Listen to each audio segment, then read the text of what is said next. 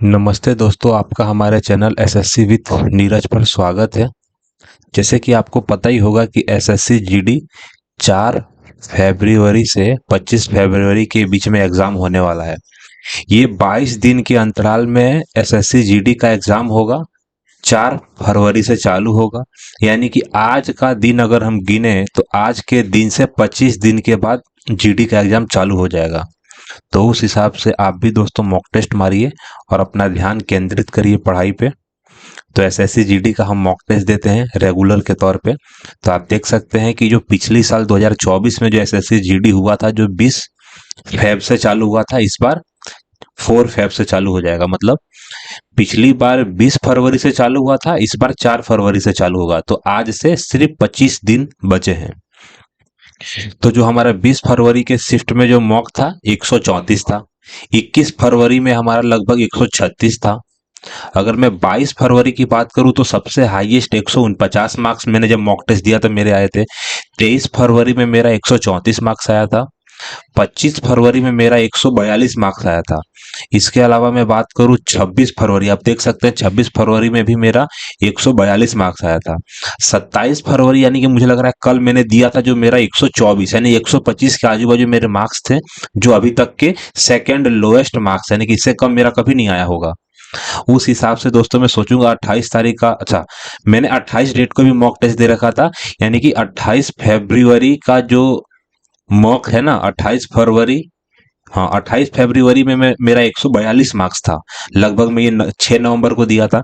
तो उस हिसाब से दोस्तों मैं सोच रहा हूँ कि आज के दिन 29 फरवरी एक ऐसा डेट है जो 4 साल में एक बार एक डेट आता है, जिसका नाम है 29 फरवरी। तो 29 फरवरी के दिन हम एक मॉक टेस्ट देंगे।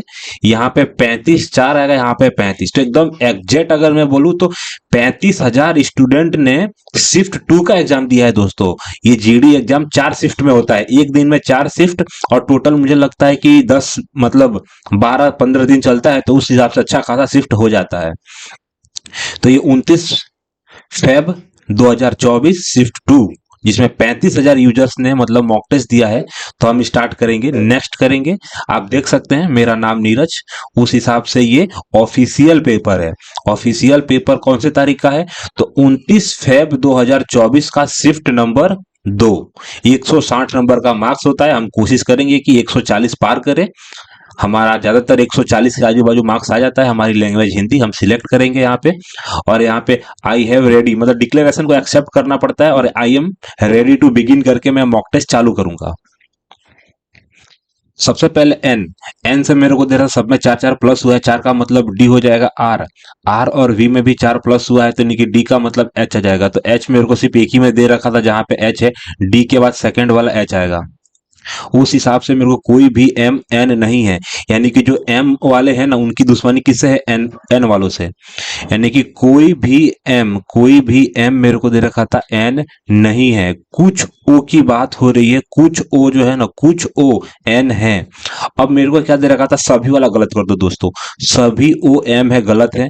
कोई भी एन एम नहीं है, एकदम सही। अगर कोई भी एम एन नहीं है तो कोई भी एन एम नहीं है, यानी कि दूसरा हमारा आंसर हो सकता है, दूसरा एकदम सही है। दोस्तों हम स्पीड बढ़ाएंगे अपना। तो सबसे पहले मेरे को दे रखा था एक तीर दे रखा था, एक मतलब एक आयत मेरे को दे रखा था, दूसरा आयत आएगा, तीसरा आयत, यानी कि चौथा आयत मेरे को लग रहा है शायद साइड में होगा, यहाँ पे भी हो सकता है चौथा आयत। तो देखो दोस्तों, तीर जो है ना, तीर तो आ ही रहा है साथ में, जैसे कि तीर यहाँ पे आया, तो उस हिसाब से मेरा आंसर जो होगा सी होगा, जो 110% राइट है। अगर मैं पूरा गोला बनाता हूं तो मेरे को दे रखा था कि यहाँ से लकीर आएगी, उस हिसाब से मेरा ए और बी में से कोई एक आंसर होगा। अगर जो मैं अपने त्रिभुज की बात करूं तो मेरा त्रिभुज का मुंह जो होगा ना, नीचे के साइड और साइड में होगा। देखिए दोस्तों, ये वाला 110% मेरा त्रिभुज ठीक है। तो मैं दोस्तों आगे बढ़ने की कोशिश करूंगा, लेकिन उससे पहले मैंने कुछ गड़बड़ नहीं किया। मेरा आंसर ये ठीक है। अगर मेरे को पूछा है पांच वाले के विपरीत, तो यहाँ पे मेरे को दे रखा था 5 6। तो दोस्तों देखो, 6 के बाद यहाँ पे जो है ना, 6 के बाद 3 आया है, यहाँ पे 6 के बाद 5 आया है, यानी कि 5 का उल्टा 3 हो जाएगा। किसी कूट भाषा में यदि फ्रांस को इटली कहा जाता है, इटली को स्पेन कहा जाता है, समझ में आ गया? फ्रांस को हमने इटली कहा, इटली को स्पेन कहा, स्पेन को ग्रीस कहा, ग्रीस को जर्मनी कहा। तो एफिल टावर कहाँ पे है? एम्फिल टावर पेरिस में है ना, एम्फिल टावर। एम्फिल टावर यानी कि पेरिस का मतलब फ्रांस, तो हमने फ्रांस को क्या बोला था दोस्तों? तो हमने फ्रांस को इटली बोला था, तो इटली हमारा आंसर हो जाएगा। इटली, स्पेन, ग्रीस, आपको पता ही होगा ना एम्फिल टावर। 8 मित्र मेरे को एक सीधी पंक्ति में बैठे हैं और सभी उत्तर की ओर अगर सम्मुख है, लेकिन आवश्यक नहीं है कि इसी क्रम में हो आ जाएगा। एफ के दाएं से दूसरे मेरे को, सबसे पहले मैं एफ लूंगा, उसके दाएं से दूसरे बी को बैठाऊंगा। एफ पंक्ति के किसी एक छोर पर बैठा है, यानी कि समझ जाओ कि एफ जो है ना हमारे बाएं साइड बैठा है, क्योंकि एफ के दाएं से दूसरा ये है। बी और ई के बीच केवल 3 व्यक्ति बैठे हैं, बी और ई के बीच में। बी मेरे को दे रखा था, बी और ई के बीच में केवल 3 व्यक्ति बैठे हैं, डी के दाएं से दूसरे पे।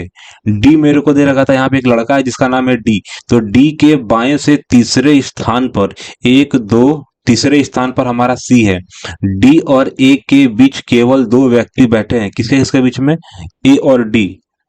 अच्छा, ए और डी के बीच केवल 2 व्यक्ति बैठे हैं, तो केवल 2 व्यक्ति यानी कि यहाँ पे आ जाएगा ना, केवल 2 व्यक्ति बैठे हैं। जी की बात हो रही है, जो जी है ना हमारा, जी ई का निकटवर्ती पड़ोसी नहीं है, बी के निकटवर्ती दाएं कौन बैठा है? सबसे पहले अगर मेरे को दे रखा था यहाँ पे कितने लोग हो गए, तो 2 2 4 और 7, तो एक 8 यहाँ पे आ जाएगा। तो यहाँ पे मेरा सी आ जाएगा, 2 स्थान छोड़ के मेरे को डी को बैठाना पड़ेगा, 2 स्थान वापस छोड़ के ए को बैठाना पड़ेगा। और मेरे को पूछा गया है जो जी है ना, जी हमारे भाई साहब जो है ना ई के निकटवर्ती पड़ोसी नहीं है, तो मेरे को पूछा है बी का निकटवर्ती, तो बी के निकटवर्ती बाएं हमारा सी बैठा है, तो बी के निकटवर्ती बाएं हमारा सी बैठा है, आंसर हमारा सी आ जाएगा। कितना, हमको 1.5 मिनट लग गया दोस्तों इसको निपटाने में। यानी कि मेरे को नंबर दे रखा था कि 14, 14 में से एक 15, 15 में एक 16, 16 के बाद 17 आएगा, यानी कि दोस्तों इसमें अल्टरनेटिव यानी कि दो, मतलब 2 सीरीज आपस में बढ़ रही है, जैसे कि 13, तो 13 12 11 बढ़ रहा है, और 14 15 16 और 17 बढ़ रहा है। किसी कुट भाषा में इसको ये लिखा जाता है, सबसे पहले मेरे को डी का निकालना है, तो मेरे को दे रखा था ए, ए का निकल जाएगा क्या? पहले और आखिरी वाले से कंपेयर करूंगा, तो मेरे को दे रखा था यहाँ पे ए आ जाएगा, ए के बाद आई नहीं आ जाएगा, एल आएगा, हाँ एल, यानी कि आई मेरे को दे रखा था, सॉरी, ए एल वाई का जो कूट है मेरे को दे रखा था, सबसे पहली बात 5 है, 0 है, 0 नहीं है, 7 है, 7 है, 3 3 3 3 भी है, 9 9 नहीं है, यानी कि मेरे को बस ए एल वाई का निकाल दिया। अगर आई का मेरे को कुट कहीं से मिल जाता है ना, तो मेरा आंसर निकल जाएगा। आई का कुट कैसे निकालूंगा यार? आई का कुट का मतलब सीधी बात ये भी तो हो सकता है कि मेरे से पूछा गया है डी और ए, सॉरी, डी और आई के ऑप्शन में क्या नहीं आ सकता है, तो ना ही 5 आएगा, ना ही 7 आएगा, ना ही 5 आएगा, ना ही 7 आएगा, और ना ही 3 आएगा, तो आंसर हमारा 910% डी का कुट होगा। सबसे पहले श्रेणी में प्रश्न चिन्ह के स्थान पर क्या आ जाएगा? चलो दोस्तों, यहाँ पे मेरे को कुट किया गया है 2, तो 2 का मतलब सबसे पहले मेरे को 21 प्लस किया गया है। सब में आप 2 देख सकते हैं कि सब में एक एक का अंतर है, यानी कि जैसे कि 0 में 1 प्लस किया गया, 9 में 1 प्लस किया गया, तो यहाँ पे इकाई का अंक जो होगा ना 8 होगा। एकदम आसान सा है दोस्तों, सब में 21 21 प्लस किया गया है, 21 प्लस किया गया है, तो 7 8 9 आएगा। यानी कि तस्वीर में एक आदमी की ओर, तस्वीर मेरे को दे रखा था कि तस्वीर में एक आदमी की ओर इशारा करते हुए राम ने कहा, राम एक लड़का है, राम ने कहा वह मेरे बेटे के दादा, वह मेरे बेटे के दादा, यानी कि जो भी है राम के पिता, राम के पिता के भाई हैं। वह आदमी राम से चाचा हैंगे, उनके पिता के भाई आ जाएगा। पिता के भाई को हम क्या बोले जाएंगे? चाचा बोलेंगे। सबसे पहले मेरे को क्यू, क्यू में मेरे को दे रखा था, मैंने 4 माइनस किया, टी में मैंने 4 माइनस किया, डब्ल्यू में 4 माइनस किया, तो डी में 4 माइनस करूंगा तो मेरा जेड आ जाएगा ना दोस्तों। एकदम 110% मेरा राइट है। अगर जे में से 4 माइनस करूंगा तो एफ मेरा आंसर आ जाएगा। अब मेरे को दे रखा था आर, तो दोस्तों आप देख सकते हो कि लास्ट में मेरा वी है, तो मैंने क्या लिखा, आर लिया। आर के बाद मेरे को क्या दे रखा था, R S T U V, V के बाद वी तक तो मैं पहुंच गया फटाफट। तो दूसरा जो अक्षर है मेरे को क्या मालूम पड़ गया, आर के बाद मेरे को दे रखा था आर, आर के बाद मेरे को दे रखा था एस आएगा, तो एस सिर्फ 2 लोगों में है। अगर मैं लास्ट में अगर कंपेयर करने की कोशिश करूं किससे, तो मेरे को दे रखा था T U V R S, S के बाद टी आता है, टी के बाद यू आएगा, यू आएगा। तो दोस्तों मेरे को पता चल गया लास्ट में मेरा यू है और पहले एस है। तो मैंने अपना दिमाग ज्यादा चलाया, ज्यादा देखने की कोशिश नहीं की, आंसर टिक किया, आगे बढ़ गया। डब्लू, डब्लू में मैंने एक प्लस किया, सब में एक प्लस किया तो सब में। सी में जी, यानी कि जी एच आएगा, के का एल, एकदम ठीक है। पी का मेरे को वी कभी भी नहीं आएगा, एच का बी कभी भी नहीं आएगा, ए का बी आएगा, बी का जेड कभी भी नहीं आएगा। पहला आंसर था दोस्तों। सबसे पहले मेरा माइनस यहाँ पे है, माइनस एक स्थान छोड़ के एक बड़ा। अच्छा अच्छा, माइनस जो है ना मेरा, माइनस 9 बजे के बाद 3 बजे आ गया, 9 से 6 आ गया, फिर ये कोने में 5 पे चला गया। भाई क्या है, देखो सबसे पहले मेरे को एक स्थान छोड़ के आया, फिर एक स्थान बढ़ा, फिर मेरे को दे रखा था एक छोड़ के बढ़ा, तो हो सकता है एक ही स्थान आगे बढ़ा होगा।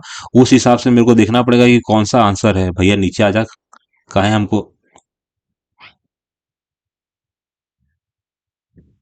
ए भाई, ये स्क्रॉल कैसे होगा भाई? अच्छा हुआ।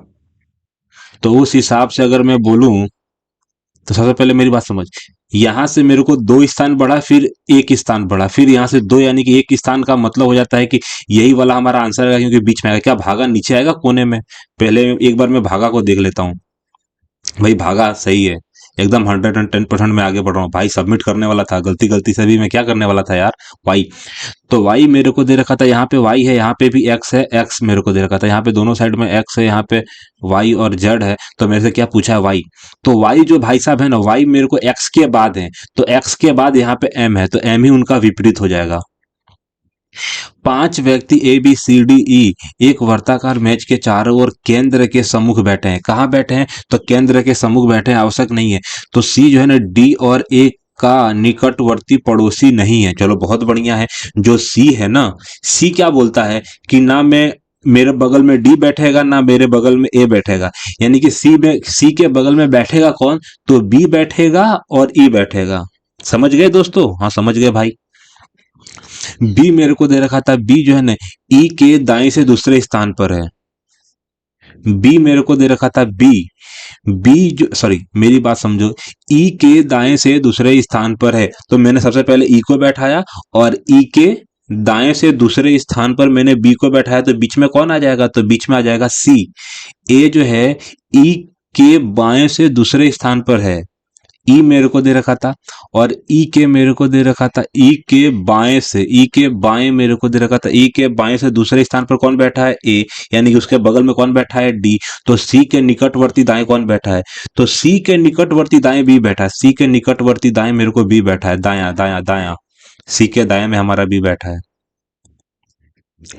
सबसे पहले मेरे को निकालना है L I D, L I C आ जाएगा, एल आई ई आ जाएगा, एल आई ई आ जाएगा, एल आई। तो ई मेरा बाद में आएगा, पहले मेरे को दे रखा था सी आएगा, डी आएगा, यानी कि 21 नंबर जहां मिल जाए ना दोस्तों, क्लिक कर दो 21 नंबर, ये रहा 21 दोस्तों। अगर मैं बात करूं तो आई आ जाएगा, एल आई जो है ना, एल आई ई बाद में आएगा, यानी कि सी और डी में से सबसे पहले सी आएगा फिर डी आएगा। तो 21 नंबर मेरे को एक ही दिख रहा है, मैं चुपचाप आंसर करूंगा और आगे बढ़ूंगा, बाकी सबको देखने की भी मुझे जरूरत नहीं है। 712 लेके आना है, कितने में से? तो मेरे को 105, 100, 6 और 7 दे रखा था, मेरे को लाना है 712।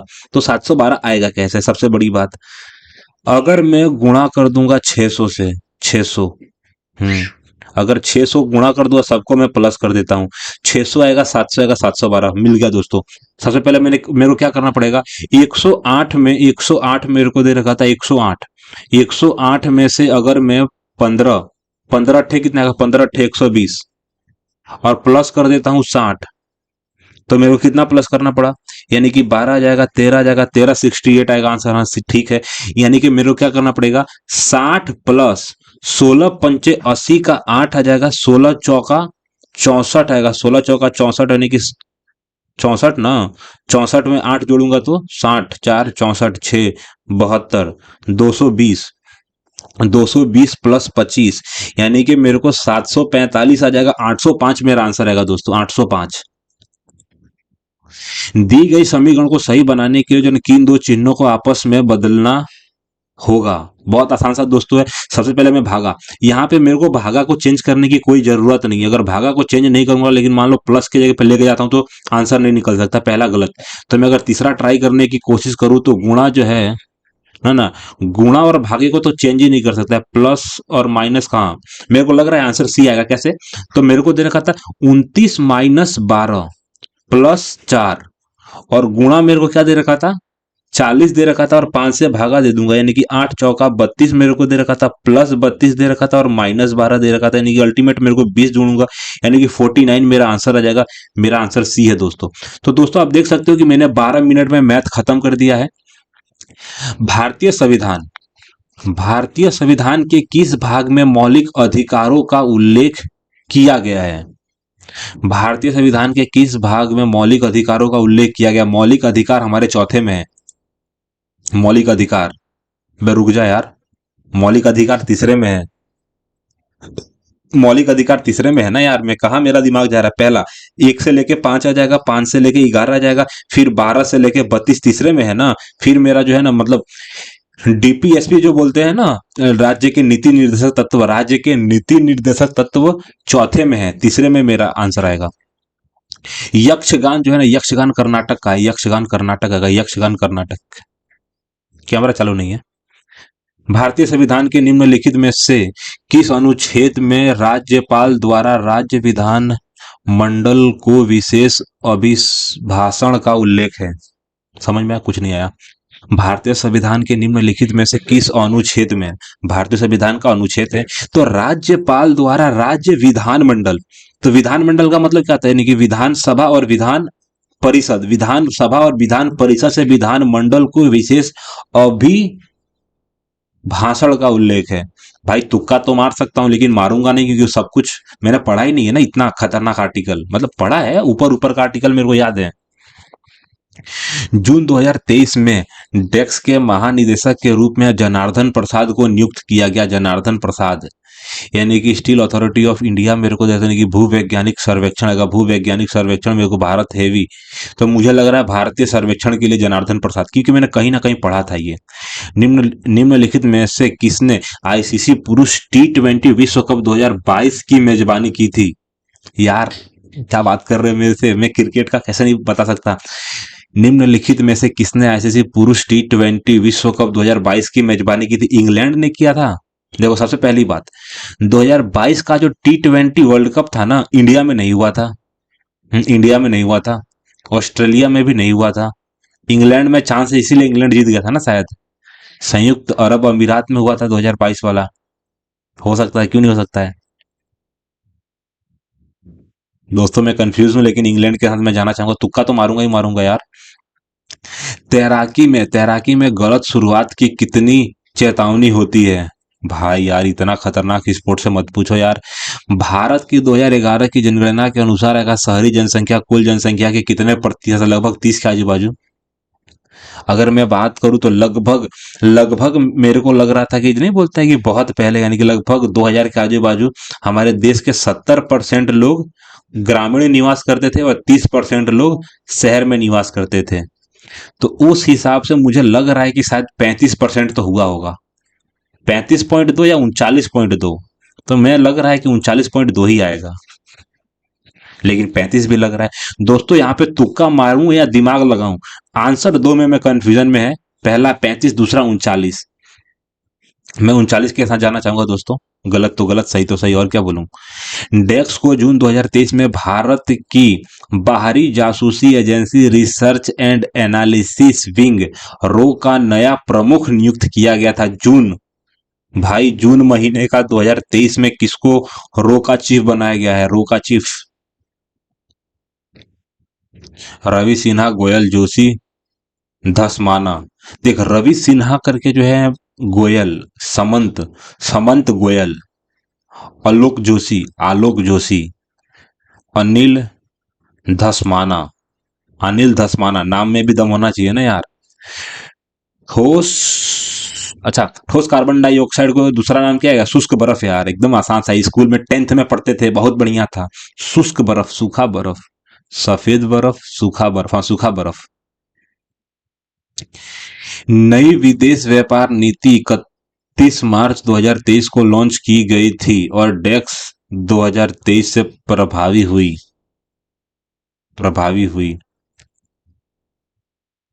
नई विदेश व्यापार नीति अगर 31 मार्च को हुआ होगा तो प्रभावी हुई तो अप्रैल में हुई होगी ना यार। विदेश नीति अप्रैल भी हो सकता है। अप्रैल में मार के आगे बढ़ूंगा, मुझे लग रहा है कि शायद ये गलत है। निम्नलिखित में से जो है ना कौन सा विकल्प आएगा? पहली पंचवर्षीय योजना की समय अवधि 51 से 56। एकदम आसान सा है, हलवा पूछ रहे हो हमसे तो तुम। निम्नलिखित में से कौन सी मोहिनीअट्टम डोयन थे जिनकी फरवरी 2023 में मृत्यु हुई? भाई ले भाई, देखो केलुचरण महापात्रा जी जो है ना, केलुचरण महापात्रा जी ओडिसी नृत्य से संबंधित है। शोभा नायडू, कनक रेले, गर्डम यानी कि पद्मजा। शोभा नायडू जो है ना, शोभा नायडू, शोभा नायडू मुझे लगता है मणिपुरी से। शोभा नायडू, शोभा नायडू या तो मणिपुर की हैं, सॉरी, शोभा नायडू या तो कुचिपुड़ी की हैं, कुचिपुड़ी की ही हैं मुझे लग रहा है। कनक रेले मृत्यु हो गई, तो मेरे को दे रखा था यानी कि पद्मजा करके आएगा, रेले भी हो सकता है। मेरे को ए और सी में कंफ्यूजन है दोस्तों, कनक रेले, कनक, पद्मजा। शोभा नायडू क्यों होगी यार? जो नायडू कास्ट के जो लोग होते हैं ना, नायडू कास्ट के जो लोग होते हैं, शोभा नायडू, कनक रेले, यानी कि गडम गडम, गडम पद्मजा, यही आएगा यार। यानी कि फिल्म और मंच, यानी कि फिल्म और मंच के लिए, फिल्म और मंच के लिए अपने व्यापक यानी कि काम के लिए किस भारतीय संगीतकार को मद्रास का मोजार्ट, रहमान को, हाँ, मद्रास का जो मोजार्ट उपनाम दिया गया था, यानी कि रहमान बहुत फेमस है, मद्रास। निम्नलिखित में से कौन सा खेल है, यानी कि अपर्णा पोपट द्वारा खेला जाता है? भाई अपर्णा पोपट, अपर्णा पोपट जो है ना क्रिकेट नहीं खेलती है, टेबल टेनिस नहीं खेलती है, बैडमिंटन नहीं खेलती है, वॉलीबॉल तो लड़कियां कैसे खेलेगी? बैडमिंटन हो सकता है या तो टेबल टेनिस हो सकता है। बैडमिंटन में ऐसा फेमस नाम मैंने कहीं सुना नहीं है, टेबल टेनिस हो सकता है। वैसाखी पंजाब, वैसाखी डेक्स का त्योहार है, वैसाखी, वैसाखी, वैसाखी हरियाणा में भी हो सकता है। देखो वैसाखी जो है ना पंजाब में होता है, खालसा पंथ की शुरुआत हुई थी वैसाखी के दिन। वैसाखी मणिपुर, गुजरात और महाराष्ट्र तो हो ही नहीं सकता है भाई, हरियाणा हो सकता है। भारतीय मुसलमानों ने डेक्स के नेतृत्व में खिलाफत आंदोलन शुरू किया जिन्हें अली बंधुओं के नाम से, मोहम्मद अली और लियाकत अली, मोहम्मद अली और सैयद अली, गलत, मोहम्मद अली और अहमद अली, मोहम्मद और शौकत अली, मोहम्मद अली और शौकत अली दोनों भाई थे, अली बंधु। ऋषि ऋषि व्यास, ऋषि व्यास द्वारा रचित कौन सा प्राचीन ग्रंथ प्राचीन भारत का एक केंद्रीय महाकाव्य है और इसमें 18 पर्वों में 1000 श्लोक है? महाभारत। ऋषि व्यास ने महाभारत लिखा था ऐसा? 18 पर्वों में महाभारत ही होगा यार, ऋषि व्यास। संयुक्त राष्ट्र ने डेक्स को अंतर्राष्ट्रीय सूक्ष्म ऋण वर्ष के रूप में नामित किया। सूक्ष्म ऋण वर्ष, भाई ये तीसरा मेरे को छोड़ना पड़ेगा भाई, क्या क्या क्वेश्चन पूछा इन लोगों ने। 2023 में स्वास्थ्य और परिवार कल्याण मंत्रालय द्वारा कौन सी योजना शुरू नहीं की गई थी? कौन सी शुरू नहीं की गई थी? Mid day meal. तो भाई मिड डे मील तो बहुत पहले से शुरू है ना, यानी कि त्वरित मिशन इंद्रधनुष 3.1 2023 में स्वास्थ्य और परिवार कल्याण मंत्रालय द्वारा, स्वास्थ्य और परिवार, राष्ट्रीय डिजिटल स्वास्थ्य मिशन, डिजिटल स्वास्थ्य मिशन कैसे करेंगे? आयुष्मान भारत और प्रधानमंत्री जन आरोग्य योजना 2023 में स्वास्थ्य और परिवार मंत्रालय द्वारा कौन सी योजना शुरू नहीं की गई थी? अच्छा 2023 में, देखो 2023 में आयुष्मान और प्रधानमंत्री आरोग्य योजना, यानी कि ये भी मेरे को यानी कि मिड डे मील हो सकता है, इंद्रधनुष भी हो सकता है, राष्ट्रीय डिजिटल स्वास्थ्य मिशन। यार ये सब के सब आंसर आएंगे मेरे को लग रहा है। राष्ट्रीय डिजिटल मिशन मुझे लग रहा है, तुक्का मार दूं यहाँ पे मैं, राष्ट्रीय डिजिटल स्वास्थ्य मिशन। आयुष्मान भारत तो बहुत पहले से शुरू नहीं की गई थी। आयुष्मान भारत है यानी कि तीव्र मिशन इंद्रधनुष है, मिड डे मील करके था, मिड डे मील तो आज भी चालू है ना यार। डिजिटल वाले का ही मैं तुक्का मारता हूँ। 2011 की भारत की जनगणना के अनुसार यानी कि ईसाई आबादी का कुल प्रतिशत कितना है, 0 पॉइंट में है, 0 पॉइंट में है। ईसाई हमारे में 0.3% है। ईसाई की संख्या बहुत कम है, ईसाइयों की संख्या। भाई ईसाइयों की संख्या हो सकती है। ईसाई ईसाई ईसाई ईसाई 1.3 कर देता हूँ ना, इज्जत दे देता हूँ उन लोगों को, और क्या दूं। एक मिश्रण में पानी और शराब का अनुपात, पानी 7 है। इसमें पानी की इसमें पानी की तुलना में 12 लीटर अधिक शराब है, तो मिश्रण में शराब की मात्रा क्या है। यानी कि 7 और 19 में 12 रेशियो की वैल्यू 12, यानी कि 12 लीटर अधिक शराब है, तो शराब मेरा 19 लीटर हो जाएगा। आसान सा है कि नहीं दोस्तों, एकदम हलवा है, हलवा। यदि डी 3 दिनों में किसी कार्य को 10% पूरा कर सकता है, तो डी पूरे कार्य को कितने दिनों में पूरा कर सकता है। डी 3 दिनों में किसी कार्य का 10%, तो 30 दिनों में उसका 100% पूरा करेगा। 25% की छूट के बाद एक वस्तु, 25% की छूट, अगर मैंने 25% की छूट के बाद एक वस्तु में बेची जाती है, तो वस्तु का अंकित मूल्य क्या है। अगर मैं 25% की छूट दे दूंगा तो 75% आ जाएगा। 75% की छूट के बाद कोई वस्तु मेरे को दे रखा था 550। अगर मैं काटने पे आ जाऊं तो मैं काटूंगा क्यों भैया। अगर मेरे पास 5 है तो 5 का मतलब क्या जाएगा, 25। 25 तियां कटेगा कि नहीं कटेगा। हाँ दोस्तों, 25 तियां कटेगा दोस्तों, 25। तो सबसे पहले मैं 3 से काट लेता हूँ ना। 3 से काटने जाऊंगा तो कटेगा, हाँ 3 से काटूंगा। अगर मैं 3 से काटूंगा तो 3, यानी कि 17 तियां 51, यानी कि 18। 18 तियां 54, एक मेरे को देता, यानी कि 5 आएगा। जीरो मेरे को दे रहा था, यानी कि 25 का 4 गुना। तो वस्तु का अंकित मूल्य 4 से गुणा करना पड़ेगा मुझे। तो 4 का मेरे को 4 पंचे 20 का जीरो, हर्षिन लोग 4 पंचे 20 का जीरो, हर्षिन लोगो 2 आ जाएगा। 4 32, 34 का 4, हर्षिन लोगो 3, यानी कि 7। तो मेरे को देगा 7400 आ जाएगा। 7400 मेरा आंसर आ जाएगा, 7400। 60 छात्रों के एक समूह में 50% इतिहास में रुचि रखते हैं और बाकी भूगोल में रुचि रखते हैं। कितना, 50% इतिहास, बाकी भूगोल में रुचि रखते हैं। यदि इतिहास में औसत अंक 85 है और भूगोल में औसत अंक 85 है, तो पूरे समूह का औसत अंक क्या है। तो 50% इतिहास में औसत अंक, अच्छा, 60 छात्रों के समूह में 50% इतिहास में रुचि रखते हैं, बाकी भूगोल में रुचि रखते हैं। यदि इतिहास में औसत अंक कितना है, भूगोल में औसत अंक कितना है, तो पूरे समूह का औसत अंक कितना हो जाएगा। एकदम आसान सा है, 80। ये तो हलवा हलवा पूछा है। जब एक एक रेशियो में डिवाइड करूंगा तो दोनों बराबर रेशियो में कटेंगे ना यार। 80 आ जाएगा दोस्तों। P1 से लेके 3 आ जाएगा। 3 छात्र है से आ जाएगा। सबसे पहले P1 को P2 से 62.5% अंक कम अंक मिले। P3 और P3 से 70% अधिक अंक मिले। भाई रे भाई, ए को आ जाएगा 2 से और B3 से अधिक अंक मिले। यदि P2 को अंक मिले तो 3 को कितने अंक मिले। समझा समझा। अगर मैं डायरेक्ट आंकड़े पे जाने की कोशिश करूं P2, तो जो P2 है, P2 को मेरे को मिला है 8160 और मेरे को P1 को कितना मिला है। तो P1 को P2 से, यानी कि 62.5 का मतलब होता है, यानी कि 62.5, 5 का मतलब अगर मैं 5 से भागा दूं, यानी कि 12.5। 12.5 का मतलब होता है 1/8।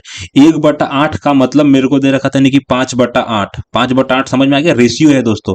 5/8 को यानी कि 37.3, ठीक है। यानी कि प्रतिशत कम अंक मिले। अगर मेरे को दे रखा था जो P2 है, अगर 8 का रेशियो है, तो ए को कितना रेशियो मिलेगा दोस्तों। ए को 3 रेशियो मिलेगा। तो 3 रेशियो की वैल्यू क्या जाएगा, 8 एकम 8, 8 दूना 16, 20। 120 का मतलब हो जाता है 360। कोई शक, कोई शक नहीं। 8 का 0, 8 दूना 16 का 6, 8 8 8 दूना 16 का जाएगा। 8 दूना मेरे को देखा, 8 दूना 16, 8 दूना मेरे को देखा था 8 दूना 16 का 6, हार्सिन लगो 1 का 1 आ जाएगा। 8 और 8, तो मेरे को गड़बड़ कर दिया मैंने। मेरे को क्या दे रखा था, 30, और 3 का मेरे को दे रखा था 30 और 60, यानी कि 3000 जो 60 है ना, मेरे को दे रखा था 3000 जो है ना, 3060 कितना, 70% अधिक अंक मिले। अगर मान लेता हूं कि x का जो परसेंट है x मल्टीप्लाई 170%, तो अंक हो जाते हैं इतना।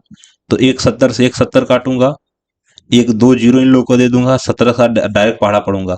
17 एकम 17, 136 यानी कि 7 का इकाई का अंक 6 कब होगा? 8 पे होगा ना, 8 यानी कि 1800 होगा क्या दोस्तों? 1800 मेरा आंसर है। दो ऑप्शन है, 1800 ही आंसर होगा। कैसे पता चला तुमको? तो मैंने 17 का पढ़ा डायरेक्ट दिया, यानी कि 17 का 80 और 56, 80 56 136 आएगा। तो दोस्तों 1800 ही P3 को कितने अंक मिले? तो P3 से 70% अधिक अंक मिले। 70% का मतलब 170% मैंने निकाला, तो मेरी वैल्यू निकल जाएगी 100% की।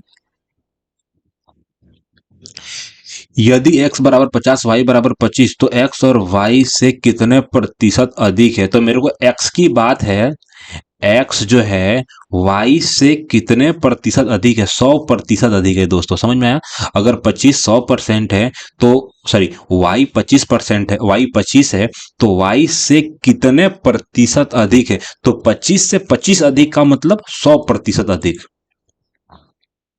सबसे पहले मेरे को क्या करेंगे, भागा देना पड़ेगा। दो भागे हैं यहाँ पे, दो भागे में डायरेक्ट काटूंगा। सबसे पहले 5 का काटूंगा, तो 5 अट्ठा 40 मेरे को देने की, 5 अट्ठा 40 यानी कि 5 83 मेरे को दे रखा था। 83 माइनस, अगर मेरे को 4 से काटना है तो इसको मैंने 2 से काटा, इसको 4 से काटूंगा तो मेरे को दे रखा था -11। माइनस मेरे को 11 दे रखा था, प्लस मेरे को दे रखा था 53 दे रखा था। 53 का मतलब 2 आ जाएगा, 4 आएगा, 11 घटाना है ना, तो मैंने एक घटाया और एक घटाया, आंसर आएगा 125। 125 मेरा डी आ जाएगा। यानी कि 600 की राशि है, 600 की राशि है, दो लोगों को उधार दी गई। 600 की राशि दो लोगों को उधार दी गई। एक को 5% की वार्षिक दर से, दूसरे को 13% की वार्षिक दर से। यदि एक वर्ष यदि एक वर्ष बाद साधारण ब्याज 62 रुपया है, तो प्रत्येक दर पर दी गई राशि ज्ञात कीजिए। नहीं समझा, नहीं समझा। यदि मेरे को दे रखा था, यदि एक वर्ष का साधारण ब्याज 62 है, तो प्रत्येक दर पर एक वर्ष में 62। भाई समझ में आया? कुछ नहीं समझ में आया। बाई ऑप्शन सबसे अच्छा ऑप्शन कौन सा है? तो मेरे को 200 और 300 दिख रहा है। 200 और 300 में अगर मेरे की बात करो, यानी कि 4 मेरे को 52 आ जाएगा, 2 पंचे 10 आएगा। यही आंसर है। कैसे पता चला? कि सबसे पहले 5% की दर पर, और मेरे को क्या दे रखा था, यदि एक वर्ष का साधारण ब्याज। अगर 200 का 5% निकालूंगा, 200 का 5% अगर मैं निकालूंगा तो मेरे पास 10 रुपया आ जाएगा। 400 का 13% निकालूंगा, यानी कि 13 26 52, तो मेरे पास 52 रुपया आएगा। टोटल कितना रुपया हो गया? तो 62। तो दोस्तों मैंने बाई ऑप्शन जो सबसे अच्छा ऑप्शन था ना, उसी में ट्राई करके आंसर निकाल दिया। अगर 2 से मैं काटूंगा तो कितना आ जाएगा? तो सबसे पहले मेरे को 4 दो, यानी कि 4200 आ जाएगा, माइनस 4200। 4200 माइनस 2100, यानी कि 4200 में अगर 2100 घटाऊंगा तो मेरे पास कितना आ जाएगा? 2100 आ जाएगा। और प्लस करना है 15 अट्ठा 120। 120 का मतलब 22 20 आएगा। 22 और 20, 22 20 मेरा आंसर आएगा दोस्तों। तीन दोस्त एक पहेली को 4 घंटे में पूरा कर सकते हैं। कितने दोस्त? तीन दोस्त एक पहेली को 4 घंटों में पूरा कर सकते हैं। अगर वे दो और दोस्तों को मदद के लिए बुलाते हैं, तो उसी पहेली को पूरा करने में कितना समय लेंगे? देख मेरी बात समझ। अगर तीन दोस्त हैं, तीन दोस्त एक पहेली को निपटाने के लिए चार चार मेरे को दे रखा था ना, 4 घंटे।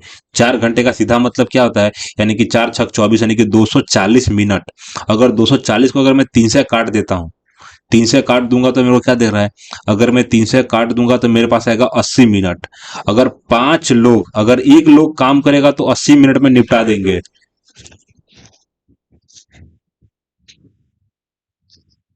भाई मैं थोड़ा सा कंफ्यूज हूँ।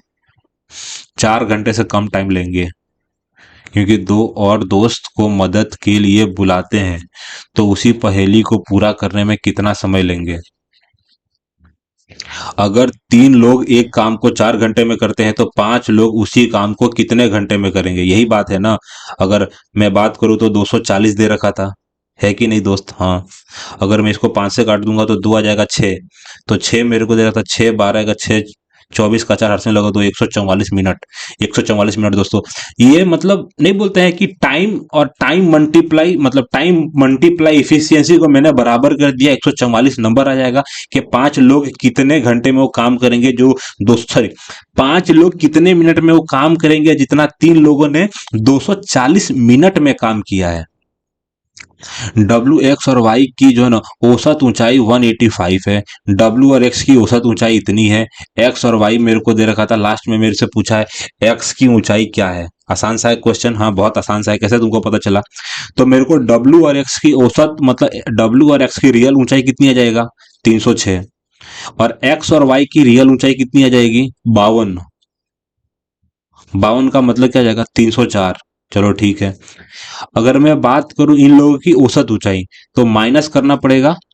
5 तिया 15, 5 तिया 15 का 5 हार्सिन लोगो 1, 8 24 25 का 5 हार्सिन लोगो 2, और 3 मेरे को दे रखा था 5। समझ में आया? 185 का मैंने 3 से मल्टीप्लाई किया, 5 तिया 15 का 5 हार्सिन लोगो 1, यानी कि 24 25 का 5 हार्सिन लोगो 2 हो जाएगा। 3 और 5 मेरे को दे रखा था। अगर मेरे पास नंबर है 10, 10 में से अगर मैंने 5 घटाया, 10 में से 5 घटाया यानी कि 5 बचेगा। हम्म। अगर मेरे पास 60 में से अगर मैंने 55, 55 ही बचेगा ना। लास्ट का इकाई का अंक दोस्तों 5 है, तो भाई 5 ही आंसर आएगा। एक्स की ऊंचाई क्या है? 55 आएगा दोस्तों। काफी कम है यार। यदि एक ट्रेन अपनी मूल चाल की 6/7 चाल से चलती है, यानी कि जो मूल चाल है ना, एक ट्रेन अपनी मूल चाल की 6/7 चाल से चलती है, यानी अगर उसकी अगर मूल चाल अगर 7 है तो 6 की स्पीड में चलती है, तो वह स्टेशन पर आएगा 20 मिनट देर से पहुंचती है। ट्रेन द्वारा दूरी तय करने में लगने वाला सामान्य समय ज्ञात करिए। तो ट्रेन द्वारा जो है ना, ट्रेन द्वारा दूरी तय करने में लगने वाला सामान्य समय, सामान्य समय या तो 120 होगा या 140 होगा। दोनों ऑप्शन में है, मेरी बात समझ। बड़ा कंफ्यूजिंग पेयर है यहाँ पे। यदि एक ट्रेन अपनी मूल चाल की 6/4 चाल से चलती है तो वह स्टेशन पर 20 मिनट देर से पहुंचती है। ट्रेन द्वारा दूरी तय करने में लगने वाला सामान्य समय, सामान्य, सामान्य का मतलब क्या होता है? सामान्य समय ज्ञात कीजिए, सामान्य समय। यदि एक ट्रेन अपनी मूल चाल की चाल से चलती है, मूल चाल और सामान्य समय, तो नॉर्मल सी बात है, सामान्य समय क्या है?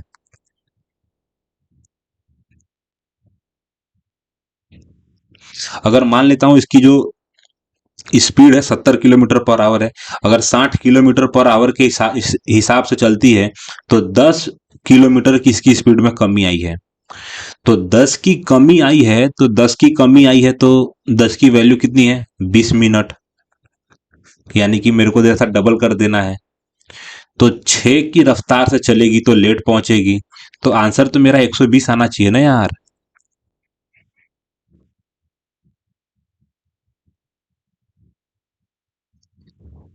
भाई तुक्का नहीं मारना है। सबसे पहले मेरे को निकालना क्या है, तो मेरे को दे रहा था ना कि चाल और मिनट। मेरे को निकालना है सामान्य समय। तो समय टी बराबर जो है ना, समय बराबर दूरी बटा समय आएगा। अगर मेरे पास, मेरे को पता है कि अगर दूरी मेरा कांस्टेंट है, अगर दूरी मेरा कांस्टेंट है, तो जो समय होगा दूरी का रेशियो चेंज हो जाएगा। समझ में आया? हाँ समझ में आया। एक रेशियो का ये है। हाँ। तो जो सामान्य समय आ जाएगा उसका रेशियो चेंज हो जाएगा, 120 आंसर आएगा ना दोस्तों। सामान्य समय ज्ञात कीजिए, तो सामान्य 120 है। स्पीड भाई ने कम कर दिया है। दो संख्याओं का अनुपात 7 और 8 है। यदि प्रत्येक संख्या में जो है ना कि 4 जोड़ा जाए तो अनुपात आएगा 9 और 10 हो जाता है, तो संख्याओं के बीच का अंतर ज्ञात करिए। दो संख्याओं का अनुपात, देखिए दो संख्या है, दो संख्या मेरे को दे रखा था, दो संख्या है 7 और 8, उसमें 4 जोड़ा जाएगा तो 9 और 10 हो जाएगा। यानी कि दो इधर से प्लस किया, दो इधर से प्लस किया, यानी कि दो रेशियो का वैल्यू मेरे को दे रखा था 4 हो जाएगा। हम्म। दो रेशियो का वैल्यू 4 हो जाएगा, यानी कि जो रियल संख्या है, अच्छा, मेरे को नहीं कि दो संख्याओं का अनुपात यानी कि प्रत्येक में अगर चार जोड़ा जाए तो ये हो जाता है, तो संख्याओं के बीच का अंतर, तो संख्या क्या है मल्टीप्लाई दो, तो संख्याओं के बीच का अंतर दो हो जाएगा ना यार। समझ में आया, पूरा का पूरा समझ में आया कि दो रेशियो का वैल्यू ये है, यहाँ पे भी अंतर एक है, यहाँ पे अंतर एक है, तो एक का मेरे को दो करना पड़ेगा ना। 7 से मैं 9 गया तो दो यानी कि 4 मेरे को दे रखा था, दो गुना किया तो एक का दो गुना मेरा आंसर आएगा, अंतर निकालना था। सौरभ ने एक अंगूठी अंकित मूल्य से 26% कम पर खरीदी और उसे अंकित मूल्य से 10% अधिक पर बेच दिया, उसके द्वारा अर्जित अनुमानित लाभ ज्ञात करिए। समझ में आया। सौरभ ने एक अंगूठी अंकित मूल्य से, मैंने मान लिया कि अंकित मूल्य 100% था, अंकित मूल्य से 26% कम पर खरीदा, यानी कि भाई ने खरीदा कितना 74। अगर 100 में से 26% को तुमको छूट मिल गया तो तुमको 74% ही पे करना पड़ा ना, और 74% खरीदा और उसे अंकित मूल्य से 10% अधिक में बेचा। अंकित मूल्य था कितना 100, 100 में अगर 110 में मैंने बेचा तो अर्जित लाभ बताना है। अगर 74 रुपए के सामान में मेरे को 26 और 36 का फायदा हो जाता है तो मेरा परसेंटेज क्या आएगा। तो सबसे पहले मेरे को दे रहा था ये कटेगा किससे, दो से कटेगा, यानी कि मेरे को 37 आ जाएगा और 18 दे रखा था। अगर मैं दिमाग दौड़ाने की कोशिश करूं तो दूसरा अंक मेरे को निकालना पड़ेगा। सबसे पहले चार, हम्म, चार तो आएगा दोस्तों, सबसे पहली और आखिरी बात चार से काटूंगा तो चार मेरे को दे रखा था, नहीं कि चार सत्ते 28 का 8 हाथ से लोगों दो आ जाएगा, 4 12 मेरे को दे रखा था। समझ में आया क्या था, हाँ। तो मेरे को दे रखा था 4 28 का 8 हाथ से लोगों दो, 4 12 का 14 का 128 मेरे को दे रखा था, नहीं कि 30 आ जाएगा, 32 आ जाएगा, 320 मेरे को दे रखा था। अगर 320 में मैं अगर 70 का पढ़ा ले दूं तो मेरे को लग रहा है कि 48 के आजू बाजू मेरा आंसर आएगा। 8 से कटेगा क्या, 8 7 56 का 6 हाथ से लगो 5, 8 8 तिया 24, कितना जाएगा, 8 तिया 24 आएगा, 29 मेरे को दे रखा था, 29 का मतलब सिर्फ 24 बचा है। तो आसान सा दोस्तों है, 48.8 मेरा आंसर आएगा, 110% मेरा आंसर राइट है, जो उसका लाभ है। 36% का लाभ होगा ना बेचारे को। मेरे को क्या दे रखा था कि 20,000 रुपए का मूलधन, 20,000 रुपए का जो है 20,000 रुपए का मूलधन 9% वार्षिक चक्रवर्ती ब्याज पर उधार लिया जाता है। रुपए का जो है 20,000 रुपए का मूलधन, अगर 20,000 रुपए का मूलधन 9% वार्षिक चक्रवर्ती ब्याज पर उधार लिया जाता है, 2 वर्ष बाद राशि ज्ञात करिए। एकदम आसान सा सवाल है, कैसे पता चला तुमको। तो मैंने सबसे पहले मैंने 20,000 रुपए ले लिया, 20,000 रुपए को 9% वार्षिक चक्रवर्ती ब्याज के आधार पर वार्षिक रूप से संयोजित 2 साल के लिए मुझे राशि बताना है। तो मेरे को क्या हो जाएगा, तो 9 का 2% का सक्सेसिव लगाना पड़ेगा, 18.81%, यानी कि 2 पॉइंट इधर से और 2%, यानी कि 4 कट जाएगा। आंसर कितना आ जाएगा, 2 8 दूना 16 का 6 8 से लोग 8 दूना 17 का 7 8 से लोग 1 3 आ जाएगा, तो 37। भाई रे क्या आंसर निकाला तुम। देखो दोस्तों मैं थोड़ा सा कंफ्यूज हो गया, तो मेरे को आंसर निकालना पड़ेगा 118.81। इसका अगर मैं मल्टीप्लाई करूंगा तो दो आएगा, इकाई का अंक दोस्तों दो आएगा। सबसे पहली और आखिरी बात, मैंने आंसर ठीक निकाला था, बस थोड़ा कंफ्यूजन में चला गया था। 237,620, बहुत बढ़िया, इकाई का अंक दो था ना, दो था। अगर मेरे को दे रखा था मान क्या होगा, तो सबसे पहले मेरे को क्या दे रखा था यहाँ पे कि सबसे पहले मेरे को ब्रैकेट सॉल्व करना है। ब्रैकेट सॉल्व करने के, सॉरी ब्रैकेट, तो बीओडी, बीओडी का मतलब क्या होता है, सबसे पहले ब्रैकेट सॉल्व करूंगा फिर ऑफ सॉल्व करूंगा। समझ में आया, हाँ। तो मेरे को दे रखा था 98 मल्टीप्लाई 56, मल्टीप्लाई में क्या आएगा, जो कट फुट क्या आएगा, कट फुट के मेरे को क्या दे रखा था, यानी कि 7 5 मेरे को दे रखा था, 12 आ जाएगा, 12 सॉरी 12 नहीं 35। यहाँ पे जो मेरा एलसीएम आ जाएगा वो मेरा एलसीएम आ जाएगा 35। अगर इसको मैं 5 से मल्टीप्लाई करूंगा तो 5 या 15 का 5 8 से लगो 30 और 31 मेरे को दे रखा था 7, 7 पचे जो है ना 7 पचे मेरे को दे रखा था, 7 पचे 35 का 5 8 से लगो 3 आ जाएगा, 7 तिया 21 और 24 मेरे को दे रखा था, 5 दूना 10 का 0 8 से लगो 1 मेरे को 6 दे रखा था और 5 दे रखा था। कोई शक नहीं है, ये दोनों गुणा में है।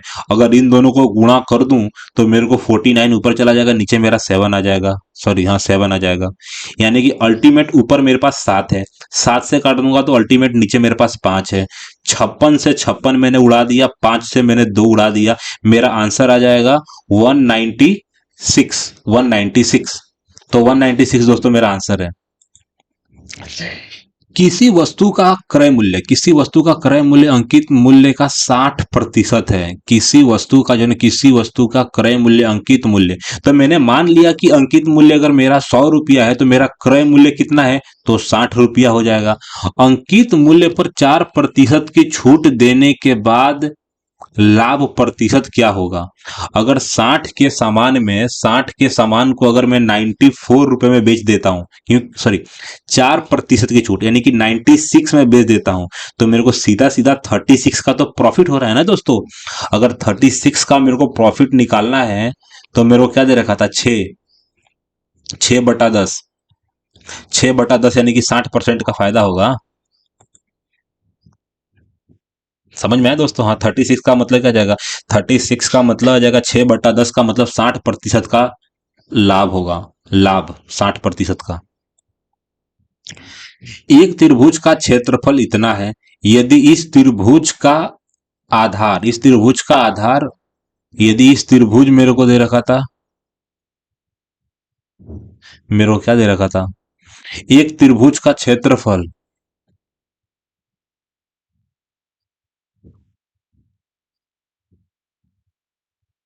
एक त्रिभुज मेरे को दे रखा था कि एक त्रिभुज का जो क्षेत्रफल है ना, एक त्रिभुज का क्षेत्रफल यानी कि 1470, यदि इस त्रिभुज का आधार उस आधार के संगत ऊंचाई का 3/5वां भाग है तो त्रिभुज की ऊंचाई क्या होगी। समझा, कुछ नहीं समझा मैं। मेरे को जैसे नहीं कि त्रिभुज का क्षेत्रफल अगर 1470 है, चलो ठीक है। त्रिभुज का आधार जो है ना, त्रिभुज का आधार उस आधार के संगत ऊंचाई का, तो सबसे पहले मेरे को दे रहा था, सबसे पहले मेरे को क्या पूछा गया है, तो त्रिभुज मेरे को दे रहा था, त्रिभुज का आधार आएगा, तो त्रिभुज का जो आधार है ना, उस आधार के संगत ऊंचाई का आ जाएगा। संगत ऊंचाई मेरे को दे रखा था ना, संगत ऊंचाई का, सबसे पहले लाइन लिखना सीख नीरज। तो त्रिभुज का आधार, आधार जो है ना, आधार उस आधार के संगत ऊंचाई, ऊंचाई का 3/5वां भाग है। तो ऊंचाई मेरे को दे रखा था, मेरी ऊंचाई 5 है, आधार मेरा 3 है। तो त्रिभुज का क्षेत्रफल होता है 1/2 लंबाई गुणा, सॉरी 1/2 लंब गुणा आधार आएगा। लंब मेरे को ऊंचाई कितना दे रखा था, 5, और आधार मेरे को ये दे रखा था। तो ऊंचाई मेरे से पूछा गया है। सबसे पहली बात, ऊंचाई मेरा 5 है, समझ में आ गया, ऊंचाई मेरा 5 है, तो त्रिभुज की ऊंचाई 5 का मल्टीपल होगा, 70 आ जाएगा। एकदम आसान सा आंसर मैं निकाल के दिखाता हूं तुमको कैसे आएगा। तो मेरे को दे रखा था 5, 5 को अगर मेरे को काटना है तो 5 को काटूंगा, मेरे को 2 आ जाएगा, यहाँ पे आ जाएगा 4 आएगा, 3 से काटूंगा तो 4 तिया मेरे को दे रहा था, नहीं कि 4 तिया 12 आ जाएगा, 2 9,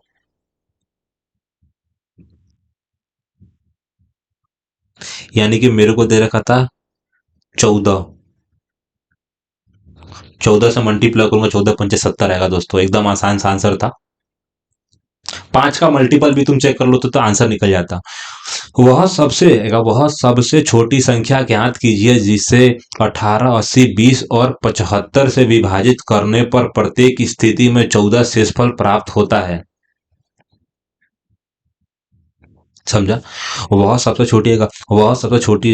छोटी संख्या ज्ञात कीजिए, वह सबसे छोटी संख्या ज्ञात कीजिए जिसे 15, 80, 20, 75 से विभाजित करने पर प्रत्येक स्थिति में 14 शेषफल प्राप्त होता है। तो मैं करूंगा क्या, जितने भी हैं सबको मैं क्या करूंगा, 14 से प्लस कर दूंगा और ऑप्शन चेक कर लूंगा। समझ में आया। हाँ, तो मेरे को दे रहा था 14, तो मेरे को दे रहा था नहीं कि 14 आ जाएगा, 14 आएगा 60, 1469 कभी भी जीरो से नहीं कटेगा। इकाई का अंक यानी कि 14 शेषफल प्राप्त होता है, यानी कि 14 घटाना पड़ेगा। तो 1200 रुपया और मेरे पास आएगा 1230 रुपया। क्या 1230 रुपया 15 से कटेगा, हाँ 15 से कटेगा। 80 से कटेगा, 80, 8 से नहीं कटेगा। 120 ही आंसर आएगा, 14 शेषफल बचेगा। यानी कि सारे के सारे नंबर 1200 से कटेंगे ही कटेंगे, 1200 से कटेंगे ही कटेंगे। एकदम 110% मेरा आंसर ठीक है। 1200, हाँ 1200 से कटेंगे भाई, टिक तो कर। किसी वस्तु का क्रय मूल्य, अच्छा, किसी वस्तु का क्रय मूल्य जो है ना, क्रय मूल्य 440 है, यदि लाभ प्रतिशत 18% है तो लाभ का मान कितना है? अगर मेरे पास 440 है, अगर 18% का मेरे को लाभ हुआ है तो मेरे को लाभ निकालना है, तो क्या करूंगा? 18, 18 36 72, 18 36 72, 72 का 2 हासिल लगो 4 आ जाएगा 7, 72 7 आएगा 7, 79 आ जाएगा, 79.2 आंसर आएगा, 79.2। 72 है ना, 72 में 7 जोड़ूंगा तो 79 ही आएगा। तो दोस्तों मेरा यहाँ पे मैथ ज्यादा टाइम ले लिया मुझे लग रहा है, हिंदी में फटाफट मैं करूंगा। अपने पैरों पर खड़ा होना, अपने पैरों पर खड़ा होने की प्रशंसा करना, यानी कि सिद्धांतहीन व्यक्ति है जगह खूब फायदा होना, यानी कि स्वावलंबी होना, स्वावलंबी होना, अपने पैरों पर खड़ा होना, यानी कि स्वावलंबी होना, यानी कि युधिष्ठिर का राज्याभिषेक होते ही चारों तरफ उल्लास छा गया। उल्लास का मतलब गलत वर्तनी, राजाभिषेक गलत है यार, राज्याभिषेक होता है यार। मेरे को दे रखा था नहीं कि पर्यायवाची ज्ञात करिए। विलोम, विलोम का मतलब विरुद्धार्थी। विलोम का उदास होगा विलोम। अच्छा, विलोम का पर्यायवाची उदास, उल्टा, भोग, निसफल, उल्टा होता है। विलोम शब्द ज्ञात कीजिए। रिक्त का मतलब खाली, खाली का मतलब भरा हुआ। विलोम निकालना था ना, विलोम यानी कि रिक्त का पूर्ण। मेरे को सही वर्तनी निकालनी है धैर्य, तो धैर्य का यही रहेगा ना, धैर्य। धार्य गलत है, धैर्य गलत है, नहीं कि धैर्य गलत है, एक ही आएगा, बी मेरा ठीक है। मेरे को बताना है तद्भव, तद्भव यानी कि हिंदी शब्द। कंठफल, कंठफल का मतलब जो है ना कंठ, कंठ का मतलब खीरा हो सकता है, कंठ। क से कंठ फल, कटहल, कंठ का फल आया कंठ। कंठ फल मेरे को दे रखा था, कंठ फल आया, कटहल भी हो सकता है, खीरा नहीं हो सकता है, यानी कि मेरी माता जी कंठ फल की बहुत ही स्वादिष्ट सब्जी बनाती है। कटहल मेरे को दे रखा था, करेला तो होगा नहीं, आलू होगा नहीं, कंठ फल, कंठ, कटहल।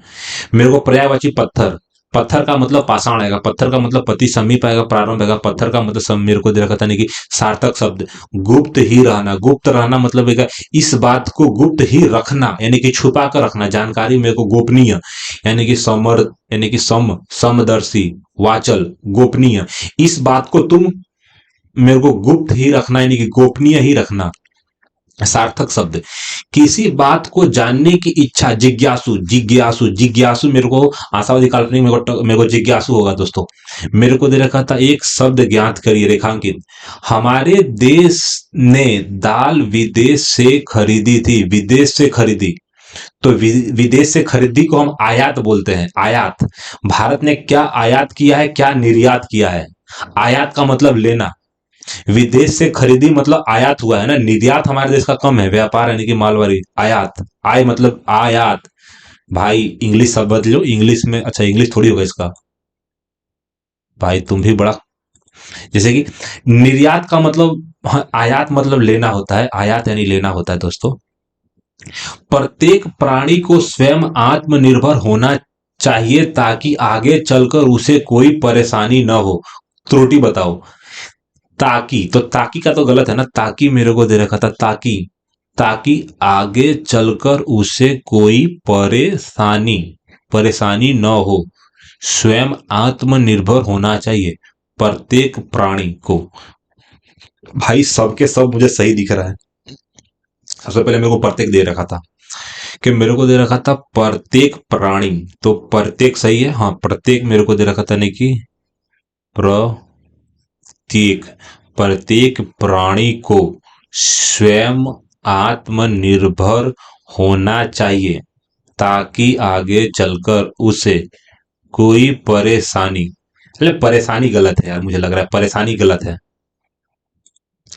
सबसे पहले विलोम, इनकार का मतलब स्वीकार कर लेना, यानी कि हैवान आएगा, इकरार आएगा, हुक्म मेरे को मना, इनकार, इनकार मैंने मैंने इनकार कर दिया, मैंने इनकार का मतलब मना कर देता ना, इनकार।